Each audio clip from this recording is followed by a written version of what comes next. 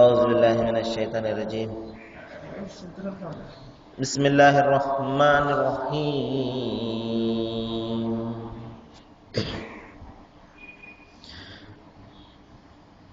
ولا تنكحوا المشركات حتى يؤمنن ولا أمة مؤمنة خير من مشركة ولو أعجبتكم فلا تنكحوا المشركين حتى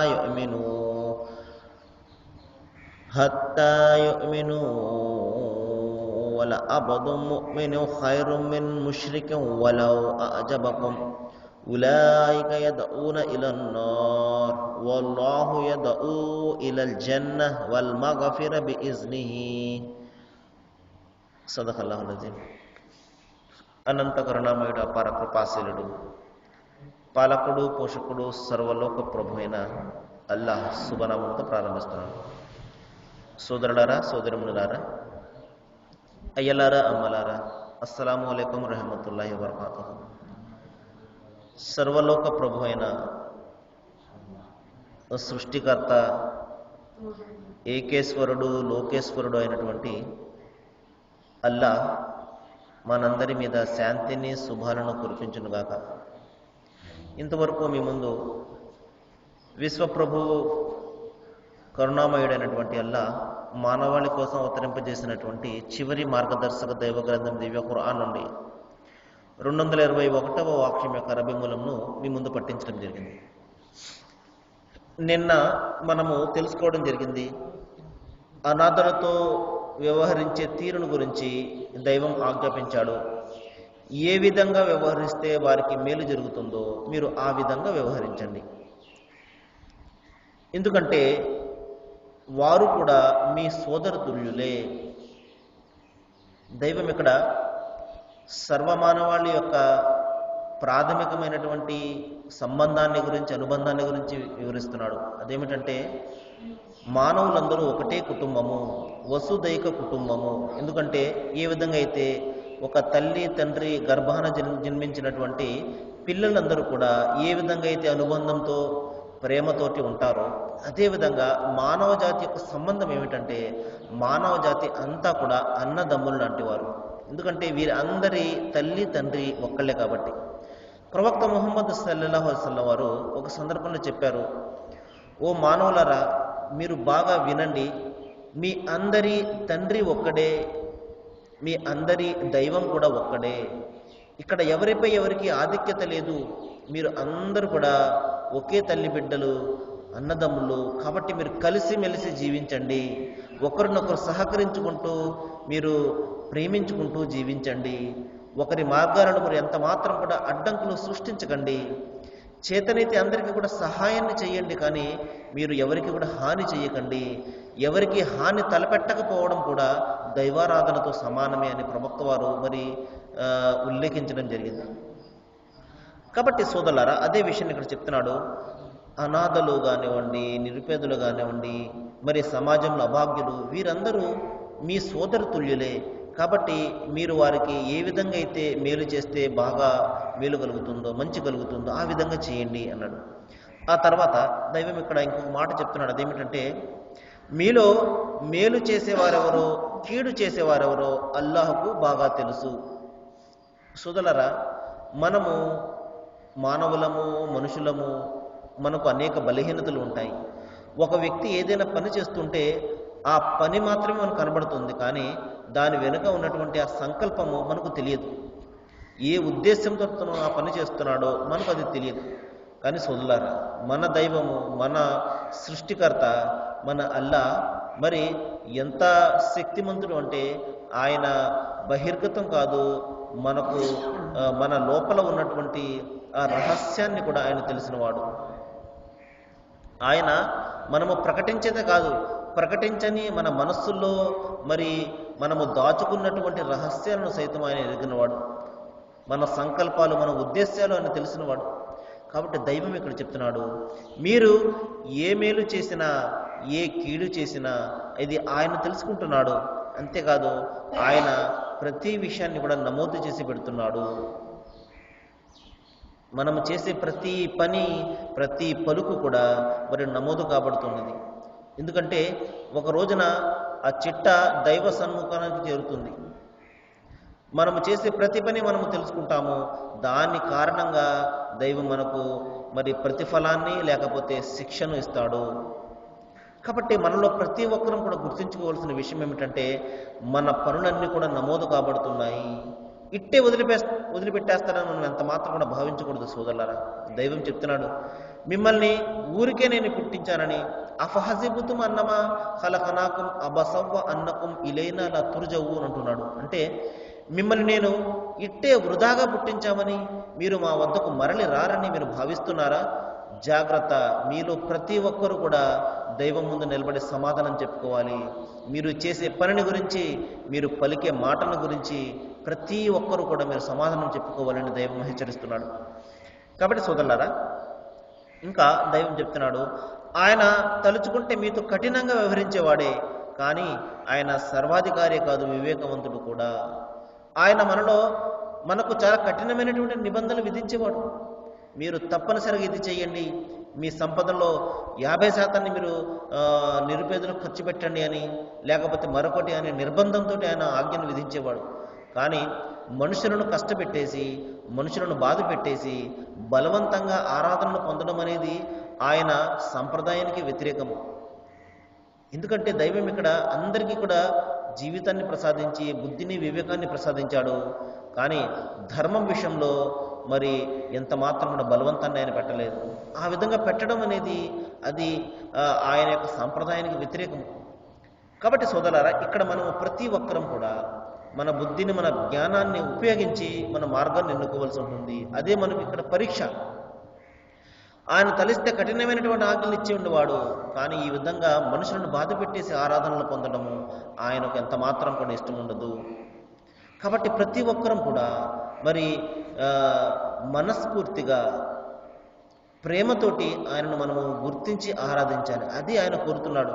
మన బలవంతపు ఆరాధన ఆయనకు ఎంత మాత్రం కూడా అవసరం లేదు. ఎందుకంటే మానవులను మనము తప్పించినట్లయితే సృష్టిలో ప్రతి అణువు కూడా ఆయన ఆరాధన చేస్తుంది. యుసబ్బిహు లిల్లాహు మా ఫిస్ సమావాతి వ మా ఫిల్ అర్జి వ మా బైనహుమా. భూమిలో, ఆకాశంలో, భూమి ఆకాశాల మధ్యలో ఉన్నటువంటి సకల జీవజాలము. ఎందుకంటే మనకు కొన్ని కనబడతాయి, అనేకం కనబడవు. మనకు కనబడేవి, కనబడనివి అన్నీ కూడా దైవారాధన చేస్తున్నాయి, ఒక్క మనిషి తప్పించి.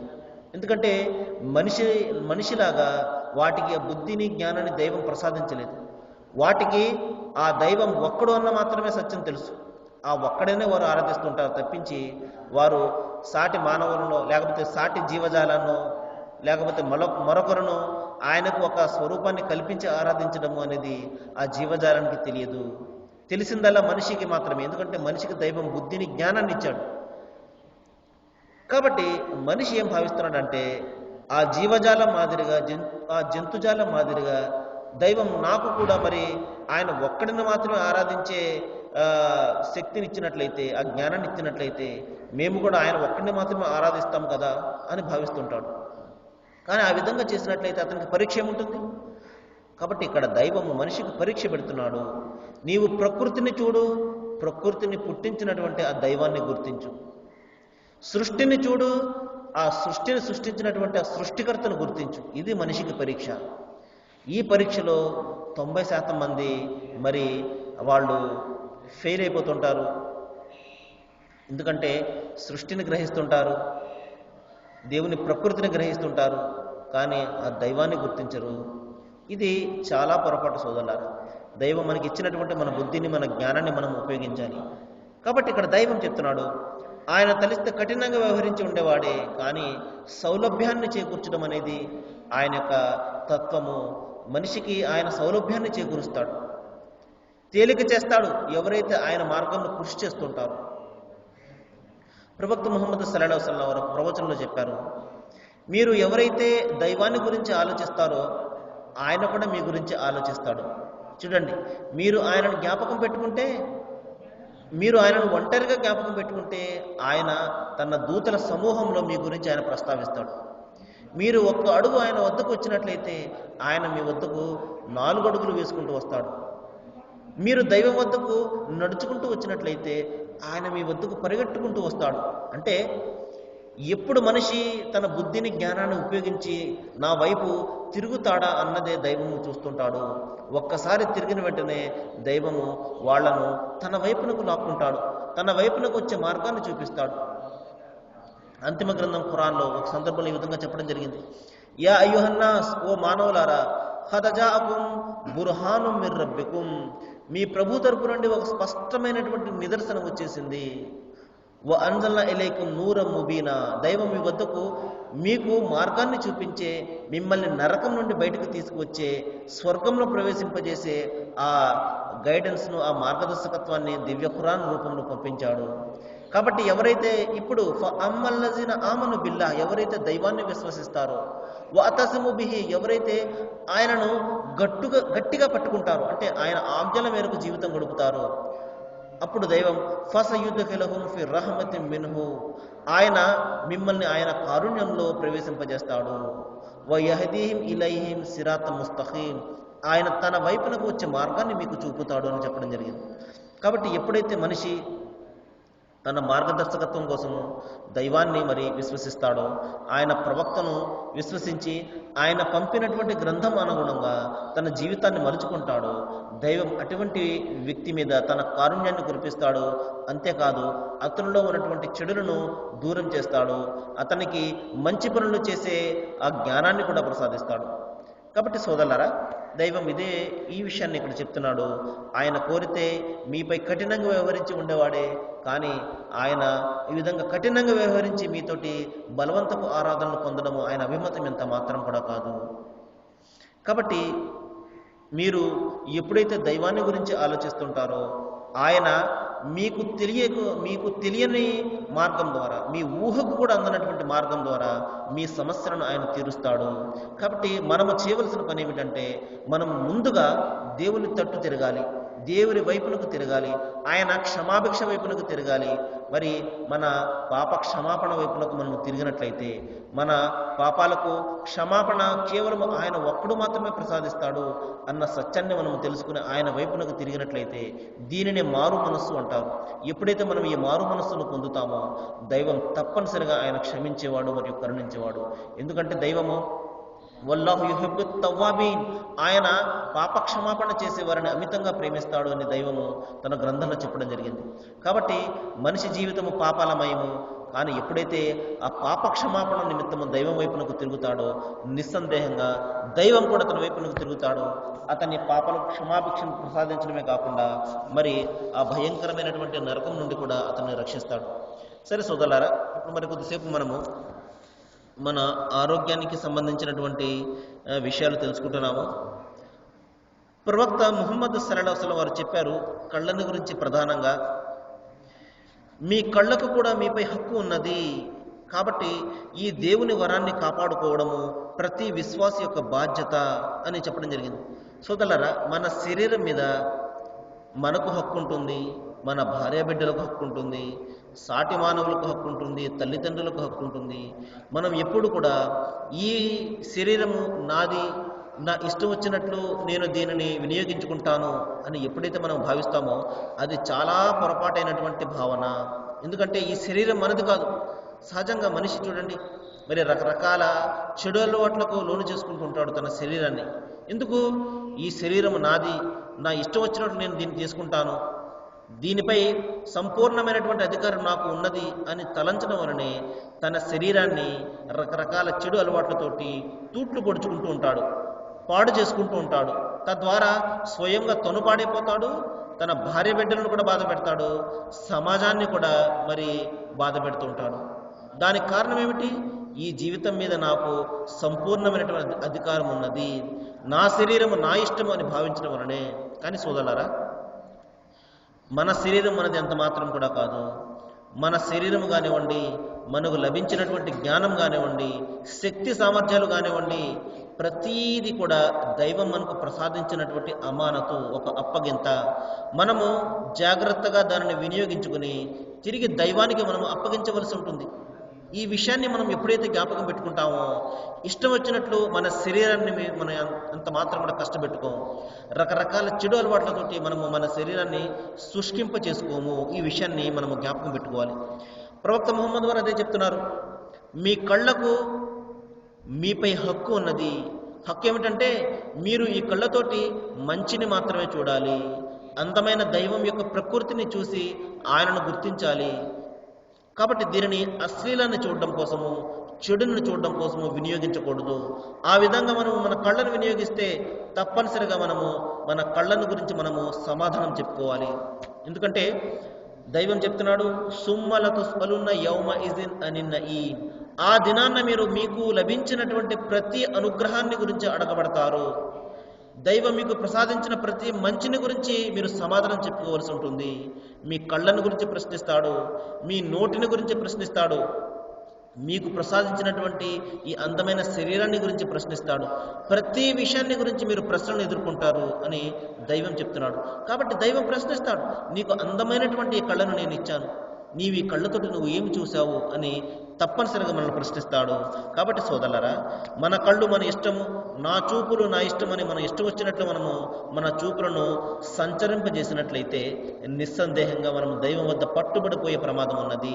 కాబట్టి చాలా జాగ్రత్తగా మన చూపులను నిగ్రహించుకోవాలి.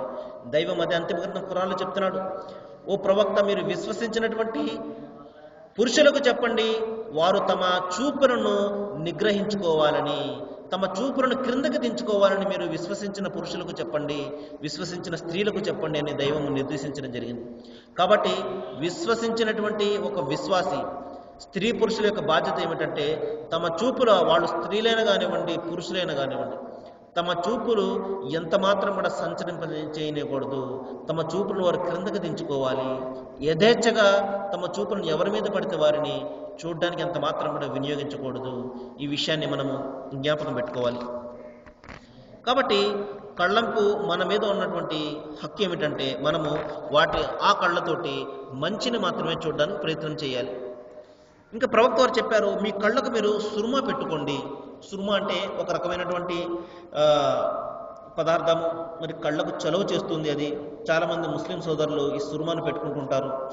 చాలామంది ముస్లిమేతర సోదరులు కూడా ఈ సుర్మాను గురించి వారికి తెలుసు.